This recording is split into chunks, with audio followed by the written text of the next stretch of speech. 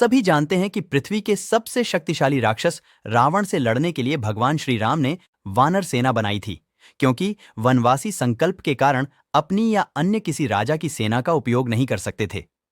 सवाल यह है कि जंगल के सभी जीव भगवान श्री राम के सामने नतमस्तक थे, फिर उन्होंने अपनी सेना में केवल वानरों का चुनाव क्यों किया? हाथी, शेर, भालू, बाघ, चीता, मगरमच्छ और ऐसे खतरनाक हिंसक जानवरों को शामिल क्यों नहीं किया?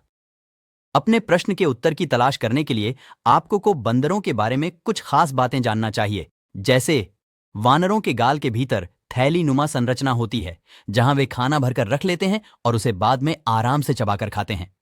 इसके कारण लंबे समय तक उनका शरीर ऊर्जावान बना रहता है। बंदर घास के मैदानों और ऊंचे पहाड़ों पर आसानी से रह सकते हैं, यानी स्थान परिवर्तन का उन पर कोई खास प्रभाव नहीं पड़ता। जबकि दूसरे जानवर स्थान परिवर्तित हो जाने पर कई बार असमय मृत्यु का शिकार भी हो जाते हैं। ज्यादातर बंदर रात्रि विश्राम करते हैं, परंतु बंदरों की एक प्रजाति नाइट मंकी, जिन्हें आउल मंकी दुरुकुली के नाम से भी जाना जाता है, रात में जागती रहती है। श्री राम की सेना में रात्रि गश्त पहरेदारी करती थी। बंदर के हाथ इंसानों की तरह होते हैं और किसी भी चीज को मजबूती से पकड़ने में सक्षम होते हैं। बंदर एक सामाजिक जानवर है, वह समूह में रहना पसंद करता है। इनके समूह की संख्या 1000 तक हो सकती है। एक सेना के लिए यह सबसे अच्छा गुण है। बंदरों में इंसानों की तरह भावनाएं होती हैं। प्रेम मिलने पर प्रेम प्रदर्शित करते हैं और यदि कोई उन्हें परेशान करता है तो उससे नफरत भी करते हैं। समूह में हमला करते हैं। भूख लगने पर बंदर फल, फूल, पत्ते, बीज, फली, शहद, अंडे, कीड़े और सरीसृप खाकर बड़े मजे से जीवन यापन कर सकते हैं। एक अज्ञात देश में ऐसे सैनिक हमेशा उपयोगी होते हैं जो फलाहारी, शाकाहारी और मांसाहारी भी हो। बंदर कभी किसी से भयभीत होकर भागते नहीं हैं, बल्कि भयभीत होने का अभिनय करते हैं।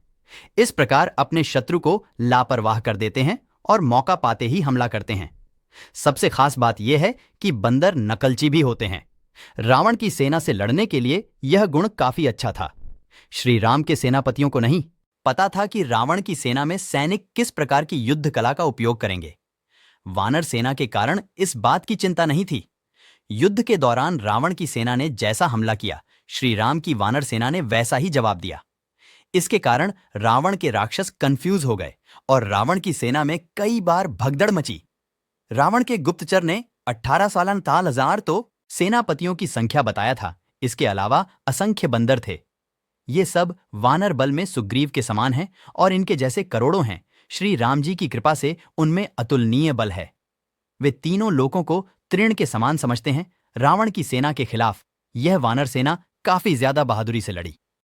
श्री राम रावण युद्ध में वानर सेना की एक बहुत महत्वपूर्ण भूमिका थी। श्री राम ने यह युद्ध जीत लिया और वह इसके बाद में अयोध्या आ गए। रामायण के उत्तरकांड में ही उल्लेख है कि जब लंका से सुग्रीव लौटे तो उन्हें भगवान श्री राम ने किष्किंधा राज्य का राजा बनाया। बाली के पुत्र अंगद को वहां युवराज। इन दोनों ने मिलकर वहां पर कई सालों तक राज किया। और श्री राम रावण युद्ध में योगदान देने वाली वानर सेना भी सुग्रीव के साथ में ही वर्षों तक रही। सभी वानर सेना अयोध्या आई थी और राम जी के राज्याभिषेक के बाद सभी को श्री राम ने विदा कर दिया था। अब गृह जाहु सखा, सब भजेहु मोहि दृढ़ नेम, सदा सर्वगत सर्वहित जानी करेहु अति प्रेम। अर्थात, हे सखागण, अब सब लोग घर जाओ, वहां दृढ़ नियम से मुझे भजते रहना। मुझे सदा सर्वव्यापक और सबका हित करने वाला जानकर अत्यंत प्रेम करना। तब प्रभु भूषण बसन मंगाए, नाना रंग अनूप सुहाए, सुग्रीव ही प्रथम ही पहिराए। बसन भरत निज हाथ बनाए। सुग्रीव, जाम्बवन, नील, विभीषण आदि सभी को श्री राम ने सम्मानित करके विदा कर दिया। तब अंगद जी बोले, असरण शरण विरदु संभारी, मोहिजनी तजहु भगति हितकारी। मोरिम प्रभु तुम गुर पितु माता, जाऊं कहां तजी पद जल जाता। बाद में अंगद को भी भली भांति समझाकर श्री राम ने उन्हें भी विदा किया। रास्ते भर अंगद जी श्री राम का बोलना, हंसना, उनकी रीति को याद करते हुए चले गए। निषाद राज गुह को भी श्री राम ने विदा किया और अयोध्या आते रहने को कहा। हनुमान जी श्री राम की सेवा के लिए वहीं रुक गए। इस प्रकार सभी वानर सेना अपने अपने स्थान पर चली गई और वे आज भी श्री राम के अवतार लेने का इंतजार कर रही है।